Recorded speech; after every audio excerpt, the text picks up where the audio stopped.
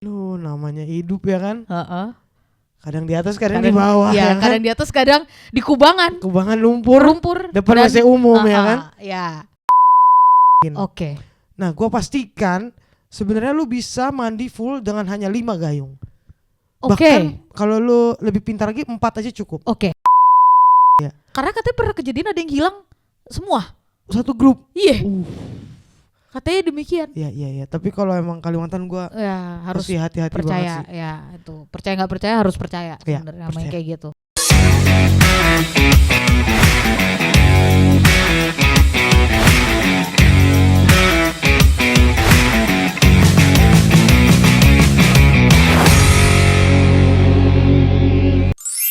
Obrolan budak korporat. Apa kisah hari ini? Sabah al-khair. Selamat malam. Kembali lagi. Seger nih. Biasa. Habis buka mulu. Buka ini keripik. Oh ya, habis buka gua buka. keripik. Iya. Aduh. Iya. Apa kok aduh? Ini deh tak Kan hari ini lagi slow. Iya sih, makanya. Apa? Kapan ya bisa kayak gini terus Oh gitu loh. gitu. Kayak gue udah ngebayangin, aduh besok udah begini lagi gitu kan. Tapi kan ini sekarang lu di kota lo. Oh iya bener. Coba bayangin dulu waktu lu di lokasi. Oh iya, jadi kita edisi flashback nih ya. Kita flashback aja lah. Oke, Kehidupan di lokasi. Oke, kita dulu sempat ngobrolin edisi awal-awal kerja ya. Ya benar. Kebetulan kisah kita memang sempat ada lah persimpangan. Kita memang diharuskan untuk ke lapangan ya. Betul. Berarti lu udah pernah hidup di RIK juga lah ya? Pernah. In some interval ya. Iya. Walaupun Oke. gua nggak yang kalau lu kan kayak 3 bulan terus gitu kan, gua nggak. Iya, kurang lebih Gua lah. seminggu 10 hari gua pulang. Oke, nah kalau RIK pertama gua itu pertama tuh sebenarnya pas kerja praktek, pas gua di Oke, PDSI. ya lu bilang. Pertamina Drilling. Jadi itu RIK onshore di sepanjang Pulau Jawa lah. Nah, terus dapat langsung tinggalnya di Portakem di RIK-nya. Jadi dia punya camp baru di sini ada.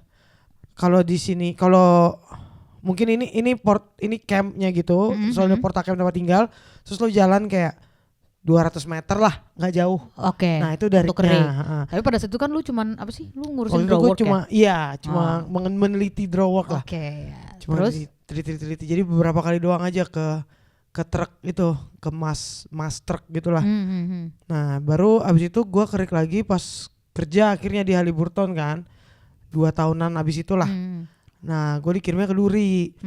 Ekspektasi gue kan gue kayak udah tahu kok gue RIK kayak gimana gitu kan. Enak nih, bakal enak nih diri karena waktu gue di PDSI itu kan RIK-nya Pertamina kan PDSI. Jadi tiap tengah malam tuh di campnya gitu, lu tuh ada galley yang bisa request makanan. Oh ya pasti. Jadi kayak di Duri tidak ada. Jadi lu bisa Indomie 24 jam. Terus laundry juga ada.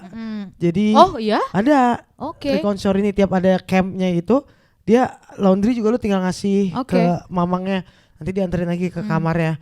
Mostly sih kalau RIK onshore, bahkan onshore yang bener sih semua kayak gitu ya. Enggak tuh di Terus Duri kan? nah ya ini gua ngasih idealismenya ya. Oke. Baru habis itu spray juga ada ya yang normal. Alhamdulillah. Wangi juga, bantal juga masih empuk gitu ya. Kasurnya pun ada. Nah, itu yang penting juga. Kasurnya ada. Terus biasanya nggak kurang bertingkat, kan? enggak. Nah, terus berangkatlah gua setelah 2 tahun kemudian dengan gua udah mengingat RIK kayak gitu. Gua habis terima kerjaan, ada induction, gua dikirim ke Duri di Sumatera ya. Riau. Nah, terus udah dikirim ke sana, gua sempat 3-4 hari di workshop dulu, prepare tools segala macam. Terus gua dikenalin sama PPE kan, alat pelindung diri, pakai helm, coverall, sepatu semua udah tahu aturannya. Akhirnya diterjunkan lah gua ke Duri langsung. Ke lapangan di Duri. Nah, Duri ini punya banyak field ya, banyak lapangan-lapangan. Nah, gua langsung diterjunin ke salah satu lapangan yang notabene ya kan. Seharusnya tidak didatangi lah Apa Minas? oleh kaum wanita pada masanya. Oke. Karena di sana WC-nya tidak berjalan dengan baik. Oke, baik. Tapi jenis pekerjaannya lo harus stay, nggak mungkin lo bolak-balik ke camp atau ke duri lah. Jadi habis itu, gue ke Minas ditaruhnya. Minas kan. Nah. Terus waktu lo ke duri ditaruh di Minas? Iya. Oke. Habis itu gue ke Minas 3 jam kan dari duri. Terus pas gue nyampe sana, untungnya gue udah prepare. Gue udah inget gue bakal mati gaya. At least pas buat mati gaya tuh gue udah prepare game PlayStation. Oke. Jadi gue udah bawa banyak game lah di itu kan. Terus tapi gue udah bawa perlengkapan semua juga kan. Apa gitar semua lu bawa? Enggak. Oh enggak, belum ya. Perlengkapan alat mandi sama baju lah udah kan. Terus? Nah pas nyampe sana buka pintu, kita diturunin tuh langsung lebih deket lagi. Jadi dia bentukannya nggak kayak camp. Jadi kalau di sini rignya cuma jalan 10 langkah itu udah porta camp tempat tidur lo. Iya, emang iya. Nah, kalau di onshore lain yang normal, enggak gitu ya. Itu dipisah. Kan gua nggak pernah merasakan onshore normal. Oh iya. Mohon maaf berarti ya, kasihan sekali hidup Anda. Nah, lebih normal lagi kalau ini rignya, lo tuh sejam ke camp. Iya. Jadi ada perjalanan setengah jam, itu baru camp terpusat. Kayak di sini.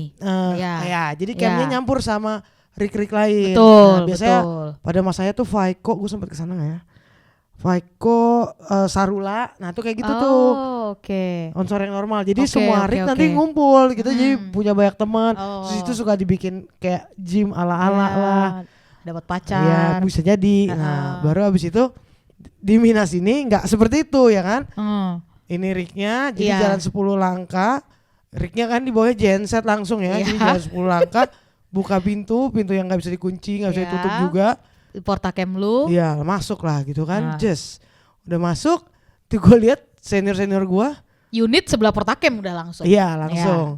Terus gue lihat senior gue ngeluarin bantal, ngeluarin spray, ngeluarin selimut. Lah, terus gue pikir, oh jadi bawa perlengkapan tidur sendiri ya. Lalu gitu gue bawa sleeping bag kan. Jadi akhirnya jadilah, si senior gue bilang, oh gue gak sempat bilang sama lu ya Vin. Di sini agak sulit. Mana gue tahu, gue bilang kan. Gue tahu. Udah akhirnya terus gue kayaknya malam pertama itu akhirnya dipinjemin kasur gulung gitu adalah dari rig office. Jadi di situ dapat kasur kebetulan. Terus tapi Minas yang ini nih masih lumayan oke nih tak. Kamar mandi tuh masih oke. Cuma airnya mati. Jadi mostly biasanya kalau ngejob di Minas tuh 3-5 hari. Nah, lu bisa dipinjemin kasur gitu?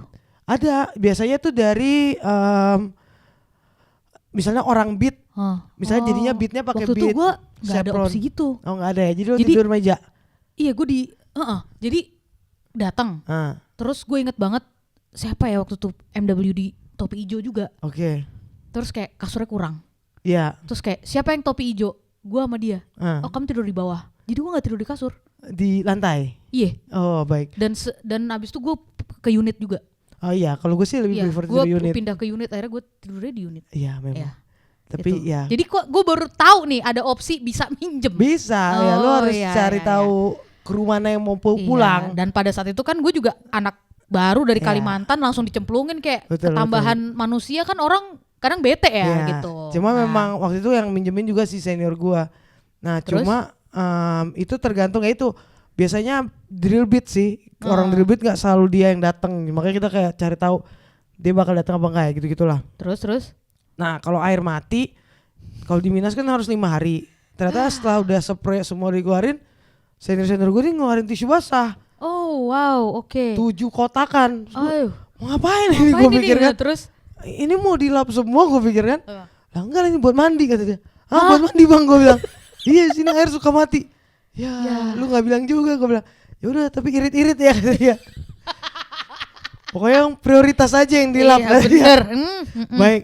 Terutama kayak pokoknya kalau kita yang prioritas cuma ketek kata dia kan. Oke. Aduh ya oke lah baik. Terus. So far waktu yang itu masih enjoy sih kalau gue ya.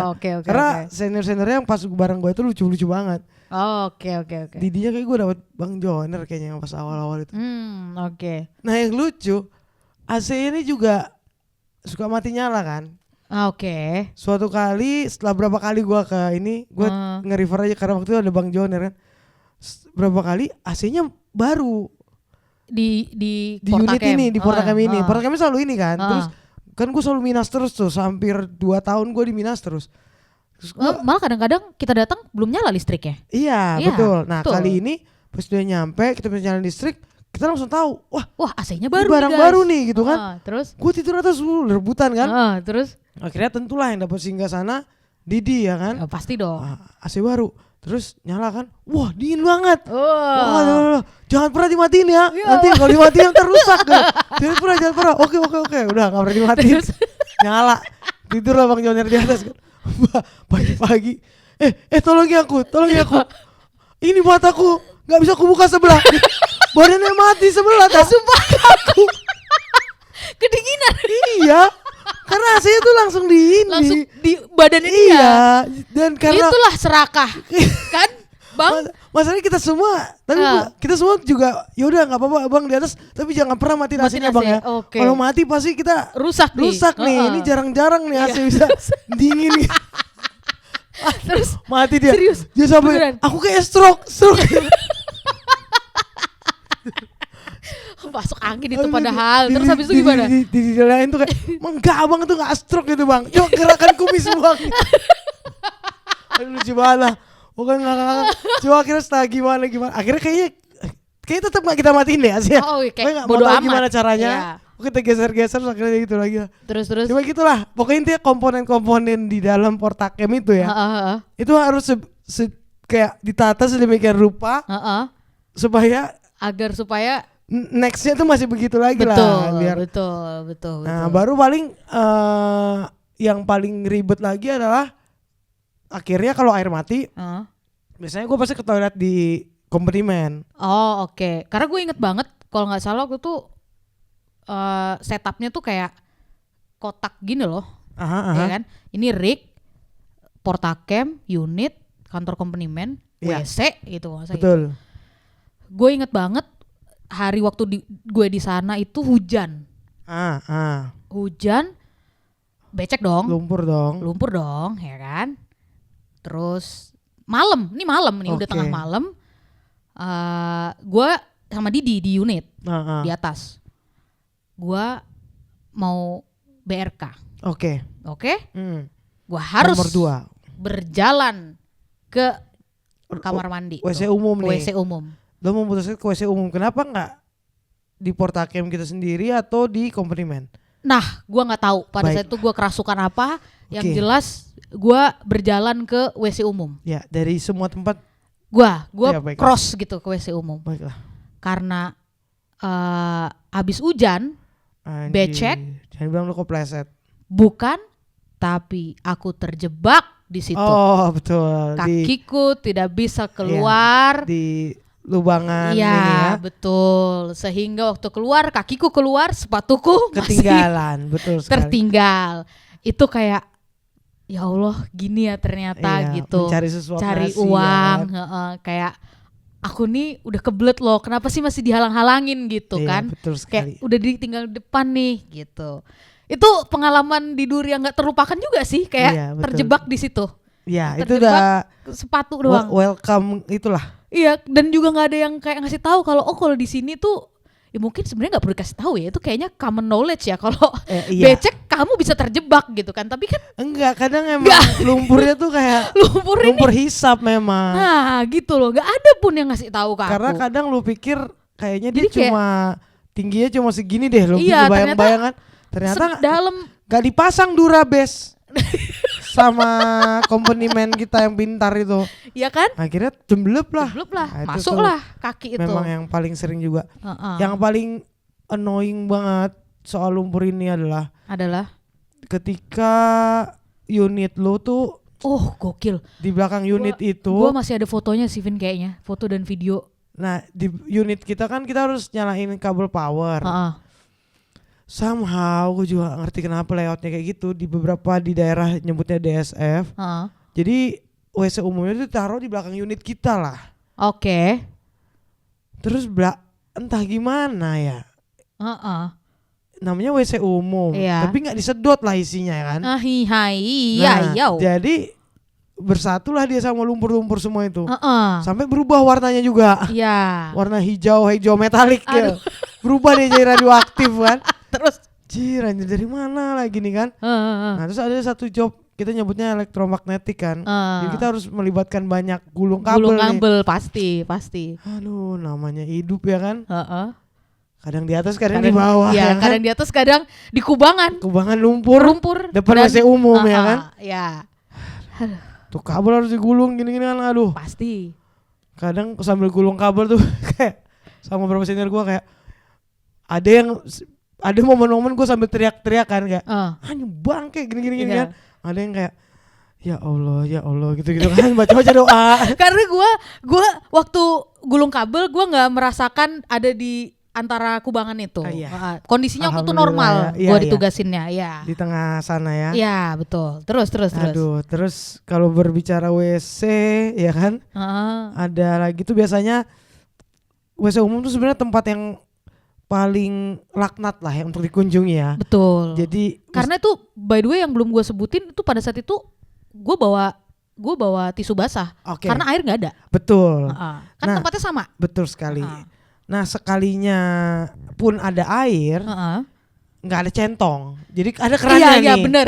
Jadi nggak ada. Gue udah keburu nongkrong kan. Iya benar. Terus gue disitulah gue momen-momen, kenapa Tuhan gue melakukan keputusan hidup yang sulit gitu loh. Iya kan. Sehingga gue kayak ini bukan salah Tuhan, ini emang salah gue gitu kan.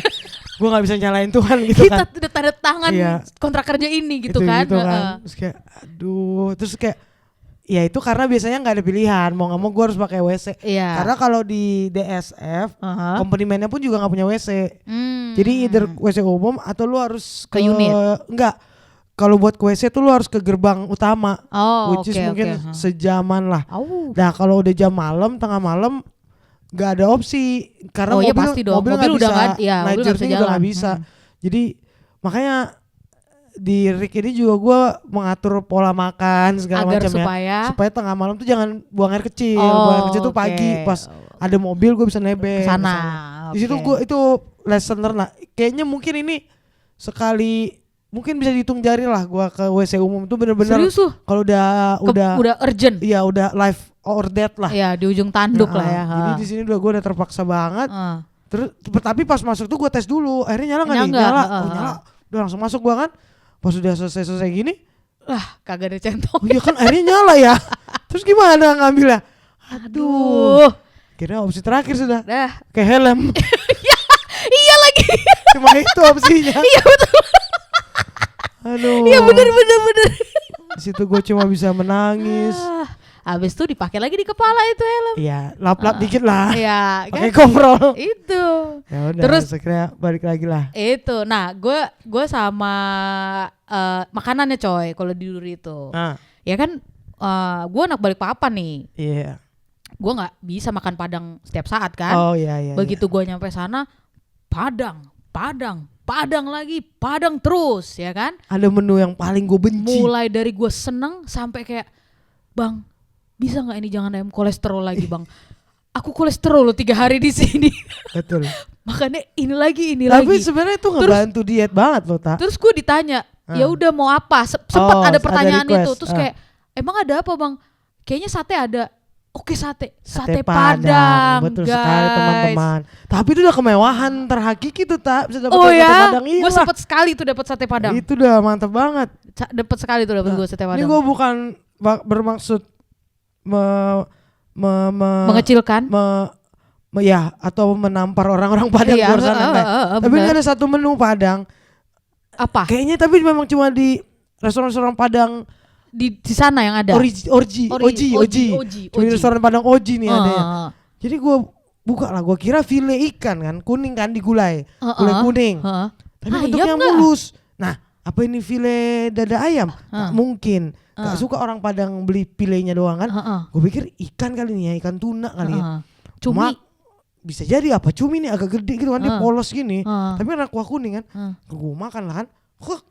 Itu usus isi telur. Itu ada tuh menunya tuh. Apa tuh namanya teman-teman? Iya, coba apa tuh namanya usus isi telur? Gue nggak mengalaminya. Alhamdulillah. Di situ gue karena gue merasa pasti juga nggak suka. itu prank terbesar dalam hidup gue. Kan gue udah lapar. Selain tadi cebok pakai ini kan, pakai helm kan. Helm. Aduh itu salah satu prank. Itu gue udah gedek banget kalau udah dapat menu itu. Karena gua mungkin teman-teman ada yang pada suka kali ya. Buat gua iya pasti. Gak make sense. Iya usus isi telur rebus tapi gak jelas deh tak. Udahlah. Iya. Gua enggak. Nanti cobalah dicobain sendiri. Enggak. Nah, terus menu sarapan tuh biasanya kalau lo hoki nasi goreng. Ya bener, nasi goreng. Kadang saking gue udah tahu nih di sini di Rick yang ini nasi padangnya bakal nggak enak siang. Nasi goreng sarapan orang-orang tuh gue umpetin. Itu gue pakai buat makan siang, sampai makan malam. Makanya lu kalau ngelihat daya tahan gue untuk ngetes makanan nyimpen ya betul kehidupan guys, beneran loh, bener di rumah ini tuh kalau ada makanan yang kayak kayaknya udah lama banget ya ini makhluk gitu enggak. Selalu Vinda ini selalu positive thinking dan dia selalu meyakini bahwa makanan ini nggak akan basi dan ini akan bisa kok kita cerna. Itu adalah Vinda. Jadi gue selalu minta dia cobain dulu. Kalau dia selamat baru aku makan. Nah masalahnya tingkat keselamatan gue memang tinggi sekali. Iya betul. Udah dilatih dengan berbagai jenis makanan. Betul. Iya nasi goreng bener-bener. Iya jadi harus di-keep. Nah ini satu lagi, sorry harus balik ke WC lagi tapi ini penting banget. Ini survival tips soalnya. Mungkin apa? Ada teman-teman kita yang adik-adik ya lagi pada di sana. Baru mulai mau kerik ya. Jadi survival kit waktu untuk menyelami dunia WC di Rick Duri ini juga adalah lu tuh karena air terbatas kan. Sehingga lu harus menemukan teknik mandi seefektif dan efisien mungkin. Nah, gua pastikan sebenarnya lu bisa mandi full dengan hanya 5 gayung. Bahkan kalau lu lebih pintar lagi 4 aja cukup. Jadi gayungan pertama, jadi lu harus jongkok. Jadi daya cover volumenya dapat semua. Jadi siraman pertama itu udah basah semua. Udah cukup. Makanya sekarang kalau lu mandi gue liat sejam ya. Iya. Gue hargain air adalah ciptaan Tuhan.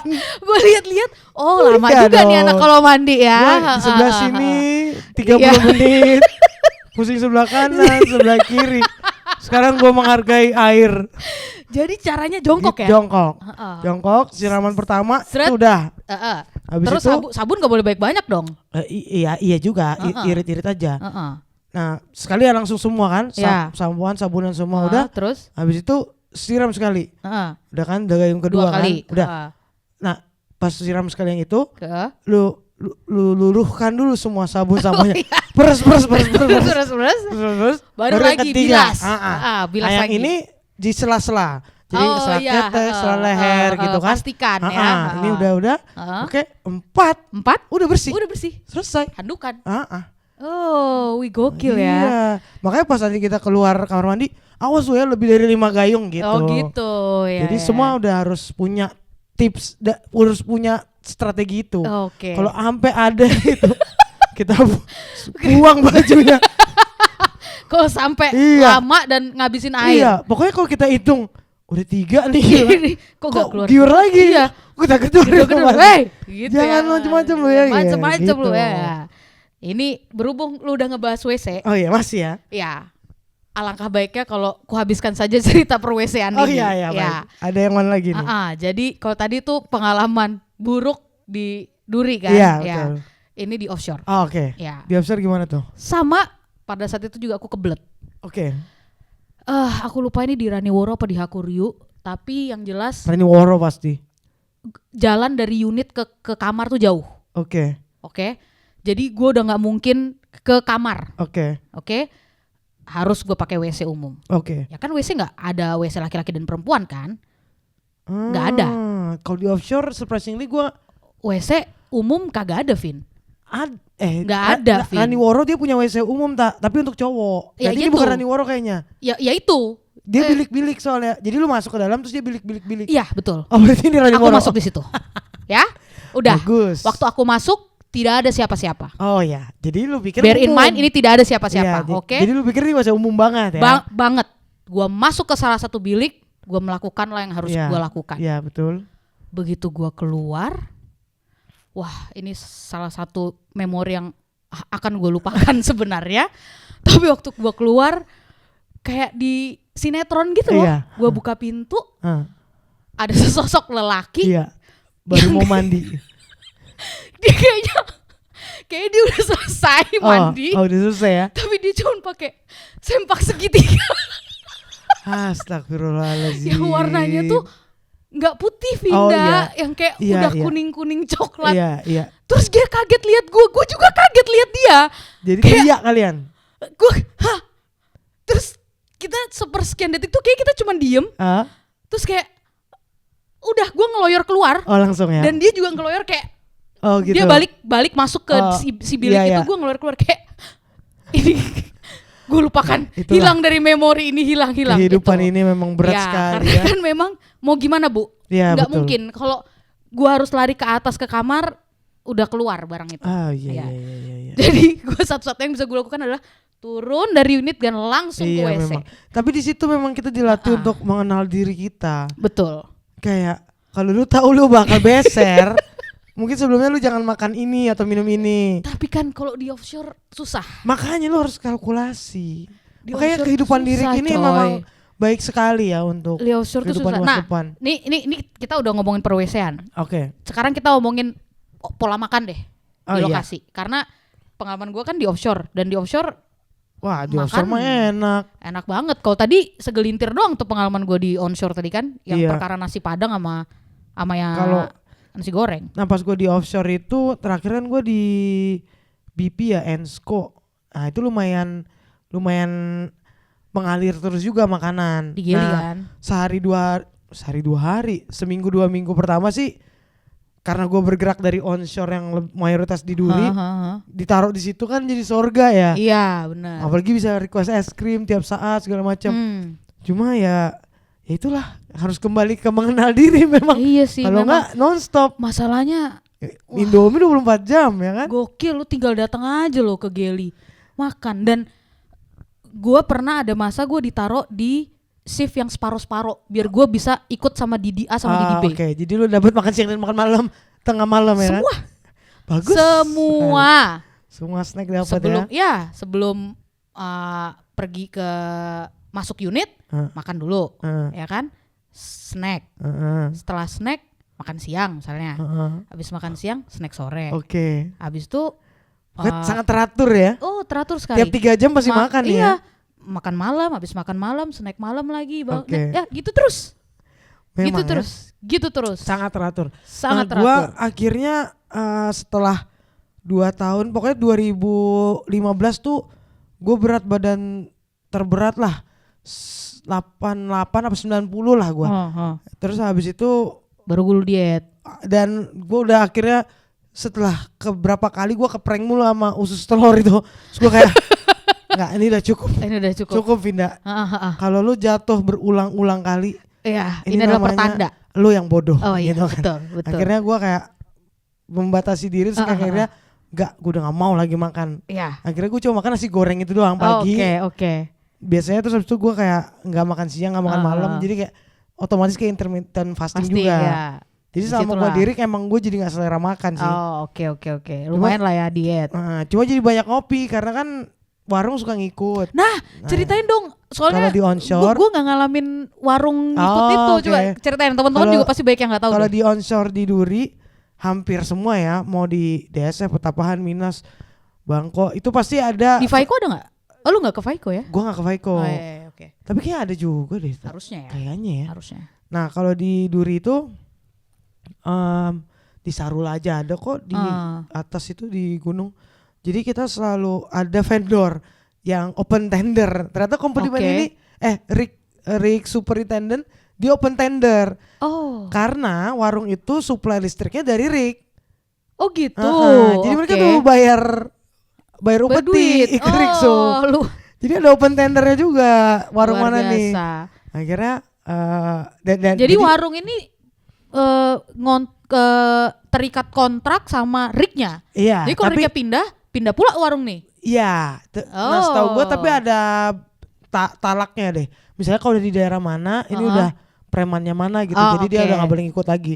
Karena gue pernah kayak berapa kali di daerah yang sama gue ketemu abang ini juga, ketemu Namboru ini juga. Oh iya, terus. Mesti kebetulan banyak orang Bataknya juga yang punya, jadi betul, by default gue pasti manggil Namboru gitu.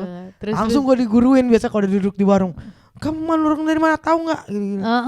Marta Rombo dulu. Kamu tahu nggak ini raja ini? Oh ya. Iya. Semua raja di situ. Disebutin. Pokoknya kalau di warung semua raja. Oh, warung semua raja ya. Oke. Terus? Jadi biasanya itu juga udah cuma kayu gede banget, terus kain terpal. Udah. Sama meja. Iya, meja, bangku, plastik. Apa yang dia jual di situ? Indomie, kopi. Biasa pop ice ya kan? Pop ice, oh iya. Jadi dia punya mesin blender. Ya, teh pucua. Karena kita nggak ada teh botol. Konon katanya mensuplai teh botol ke warung-warung setempat tuh harganya lebih mahal daripada teh pucua. Ya.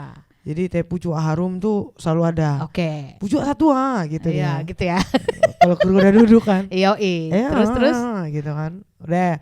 Indomie pasti. Gorengan tuh pop ice. Tempenya segini kan? Tepungnya segini. Makanya gue sampai sekarang tiap kalau ada gorengan gue mau tepungnya mana? Iya, kalau nggak ada tepung ini bukan gorengan. Apa ini? Ini cuma gitu kan, tumis ini.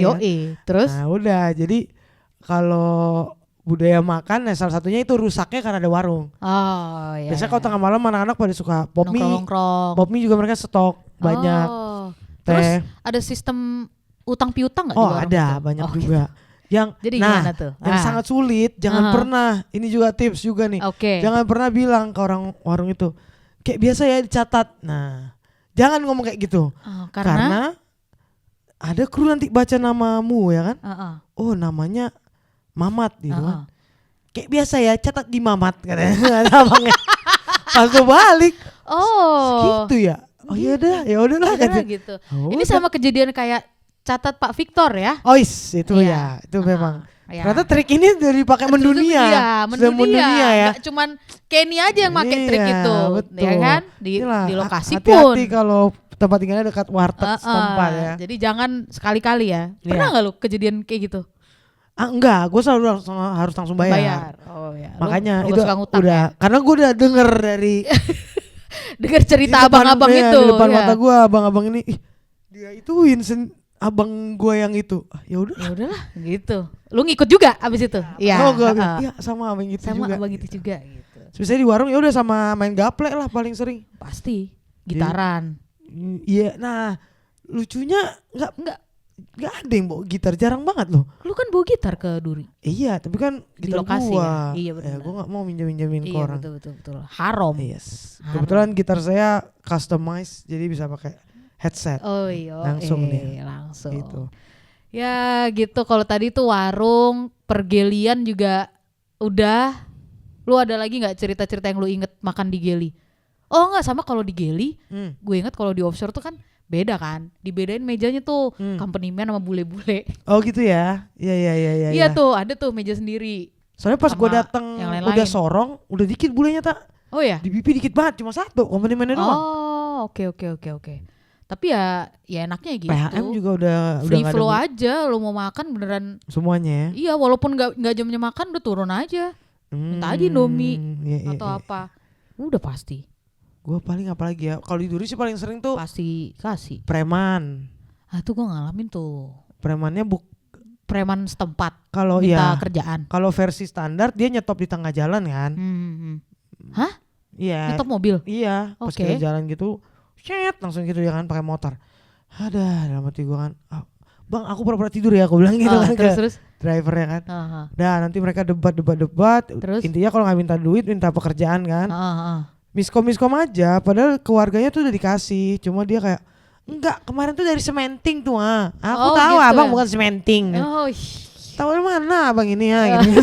Terus habis itu gitu terus gue cuma bisa udah diprototin juga nggak ngaruh ya kan. Nggak ngaruh aja, tidur aja.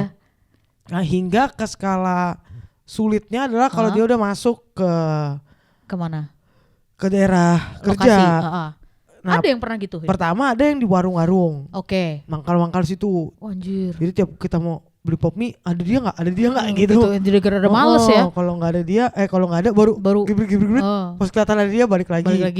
Terus? Nah baru hingga masuk. Ini warung berarti deket banget ya? Oh, di depan persis, samping Master Point. Oh alah, oke. Jadi kadang kan kalau di Master Point harus absen. Iya, ini absennya ke. Iya, jadi kadang mobilnya kayak, udah bang, bilang ke driver warung. kan, gak usah berhenti di pos itu, maju dikit. Udah di warung itu nanti absen. Oh iya, oke. Nah, terus habis itu yang nyebelin kalau udah tadi kan di tengah jalan nyetop, terus di depan warung. Nah nanti ada yang sampai masuk. Jadi gue udah 3-4 kali premannya masuk. Ada yang sampai nyetop drilling, naik dia ke Rick floor. Lah? Cuma pakai sendal swallow. Astaga. Udah naik ke Rick floor, habis itu minta kerjaan. Iya itu juga permintaannya. Ya, temannya satu lagi diambil bensin dari genset. Genset kan ada minyaknya kan, diambil sama dia. Lah, terus sampai waktu itu dia minta, waktu itu masalahnya sama chevronnya. Oke. Sampai chevron ngasih ke warga kita bakal stop drilling. Terus dia ambil minyaknya, terus dibawa pulang. Aduh, itu nggak bisa ngapa-ngapain yang lain? Nggak bisa, karena kan nggak. Dia kayak gitu bawa sajam nggak sih? Katanya sih iya, tapi gue nggak pernah lihat juga dan nggak pernah dengar diletusin. Katanya bawa golok juga. Cuma biasanya serem sih kok kayak gitu. Besoknya nanti datang kayak polisi yang pakai senapan gitu-gitulah. Oke. Polisi beneran tapi. Iya, yang udah kerja sama Chevron. Biasanya kalau sampai masuk ke dalam sih itu hubungannya sama si company-nya ya. Terus pernah juga dia ngegedor-gedor pintu portakem. Oke. Ini Haliburton yang kayak gitu-gitulah. Itu ada juga. Cuma yang paling parah kalau yang sampai gedor-gedor itu di mana? Daerah Palembang situ. Apa tuh namanya? Lubuk Linggau. Oke. Sama ada satu lagi Seleraya. Oke. Nah itu agak-agak parah sih premannya juga. Sampai akhirnya kadang kalau ngeredam ya coba tawarin dulu lah, nih coverall nih, abang ambil dikasih dulu. Aja? Iya. Abang ambil dulu aja. Ada yang juga langsung minta, yaudah kalau abang belum ada bisa ngasih, lepaskan dulu gitu. Langsung disuruh telanjang ya. Disuruh itu. Cuma ya gitu-gitulah. Cuma emang yang agak sulit ya itu preman-preman di sini. Ya kalau bisa sih diajak ngobrol baik-baik aja dulu. Sama ada kalau nggak salah daerah di Kalimantan deh yang nggak boleh warna merah itu loh. Tahu nggak lu? Nggak tahu gue kalau itu. Itu di ntar tanya Sinta deh. Sinta pasti jauh lebih tahu. Nggak boleh pakai cover. Karena warnanya atau karena perusahaannya? Nanti diambil sama makhluk. Bisa jadi sih. Jadi ini berhubungan dengan dunia goib. Ya, gue percaya sih yang itu. Ya, jadi coverall kita ganti. Kita nggak boleh pakai coverall merah kalau di situ, dan unit kita juga gitu. Ya. Tapi ini daerah mana nggak tahu nih. Di fieldnya. Kalimantan, aku lupa fieldnya. Bener. Tapi memang bener-bener nggak boleh ada merah ya. Iya. Karena katanya pernah kejadian ada yang hilang semua. Satu grup. Iya. Katanya demikian. Iya. Tapi kalau emang Kalimantan gue harus hati-hati percaya banget sih. Ya itu percaya nggak percaya harus percaya. Sebenarnya namanya kayak gitu. Percaya. Terus apalagi Vin? Kejadian seru dah. Yang lu pernah alamin? Pernah kena badai kah lu di Rick atau kayak gimana? Apalagi ya? Naik chopper. Oh ya, lu kan juga offshore kan? Iya. Yeah. Berarti lu naik chopper dari bandara pernah gua sejam? Iya. Iya seru sih. Pernah gua sekali atau 2 kali kalau nggak naik salah. Ke itunya apa? Diangkat pakai bot apa lu lewat tangga? Lewat tangga. Lu gua nggak pernah yang naik diangkat kayak gini itu gue nggak pernah. Iya. Gue nggak pernah diangkat itu. Lu pernah ya? Iya. Pasti. Beberapa kali gue naik kayak gitu sih. Iya. Yang serunya kalau lagi lewat tangga. Biasanya suka ada barang abang-abang rese jadi dia goyang-goyangin gitu. Ada satu. Jadi kan kalau kita pulang naik boat itu kan kadang ya sebenarnya itu sesuatu yang nggak boleh sih ya. Maksudnya kayak lu kan nggak boleh dong turun tangga keburu-buru gitu. Iya. Nah waktu itu inget banget gue si orang ini kita yang mau kan. Kalau bot itu kan dia mampir ke semua platform kan, jadi betul. Dia ngambil di platform Penumpang. mampir baru pulang gitu kan. Jadi kayak ada miskom somehow, ternyata botnya udah datang. Jadi kayak kita telat. Jadi kayak itu udah datang, ayo diburu-buru, yang mau pulang ayo diburu-buru gitu. Kalau nggak salah kita bertiga atau berempat gitu. Diburu-buru. Dia bawa laptop jatuh ke air. Ya. Laptopnya tapi laptop ini tafbuk ya. Ya. Terus tenggelam. Ya. Seluruh pekerjaannya hilang sudah. Tuh gue liat depan mata. Kayak Ya udah. Ya apa kita bisa buat apa, Cin? Aduh, kita cuma bisa mendoakan semoga dia begitu sampai kantor gak dipecat sih, itu aja. Orang Jairo apa orang mana? Orang apa ya dia? Lupa gue. Lagi kenapa dia pegang-pegang sih? Gue gak ngerti coy, gue gak ngerti. Tas atau gimana? Gue gak ngerti. Itu tuh kejadian depan mata tuh, kita lagi di platform. Memang. Jatuh, bye, gone, hilang. Udah. Tapi di platform tuh juga ada yang nanti mancing. Ya, mancing ikan. Betul, itu ada juga. Mancing ikan. Kalau di offshore sih gue seneng karena ada gym juga ya, jadi kayak. At least minimal bisa lah lari-lari di helipad juga bisa. Jadi kayak sejam 2 jam ya. Kalau gue kebetulan bukan kaum bangsawan yang dapat waktu itu offshore yang sangat bagus tuh Asgard. Karena dia bukan jack up. Dia yang drill ship ya nyebutnya, drill ship. Jadi udah gede banget. Di mana tuh ya? Chevron IDD. Oh oke. Jadi itu zaman-zamannya Mas Fauzi, Apple tuh, Ricky Kace semua situ. Jadi dia punya 2 platform rig, Mas. Baru di tengahnya tuh Portacam. Jadi gede banget. Gede banget. Jadi kayak biliar, cinema. Oh ada semua guys. Oh. Jadi itu udah versi top notch. Itu udah. Tapi walaupun nggak akan bisa ngalahin kalau lu kerja di luar offshore ya, tapi ya. Kayak di Norway. Bahkan si temen gue ini di Norway itu kan workshop lu di situ juga kan, di bawah. North Sea, iya katanya gitu. North Sea, iya, di bawah. Nah bahkan si temen gue ini baru offshore Qatar nih padahal. Dia bilang sih jauh banget sama offshore Abu Dhabi ya, beda banget. Ya?